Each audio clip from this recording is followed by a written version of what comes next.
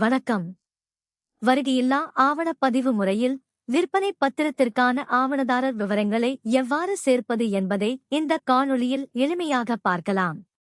இப்போது நீங்கள் தாக்கல் செய்பவர் விவரங்கள் பகுதிக்கு வந்துள்ளீர்கள்.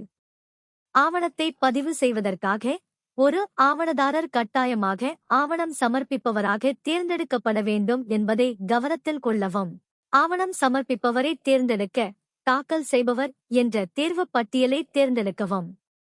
அதில் எழுதி வாங்குபவர் மற்றும் எழுதி கொடுப்பவர் ஆகியோரின் பெயர்கள் பட்டியலில் காண்பிக்கப்படும். பதிவிற்காக ஆவணத்தை தாக்கல் செய்ய உள்ள எழுதி வாங்குபவரை தேர்ந்தெடுக்கவும். தொடர்வதற்கு முன் சரியான எழுதி வாங்குபவர் தேர்ந்தெடுக்கப்பட்டுள்ளாரா என்பதை உறுதிப்படுத்திக் கொள்ளவும். இதுவரை உள்ளிடப்பட்ட தகவல்களை சேமித்து பின்னர் தொடர விரும்பினால் வரைவு எண் சேர்க்க பொத்தானை அழுத்தவும். இதன் மூலம் இதுவரை உள்ளிடப்பட்ட அனைத்து விவரங்களுடனும் ஒரு வரைவு பதிவு உருவாக்கப்படும்.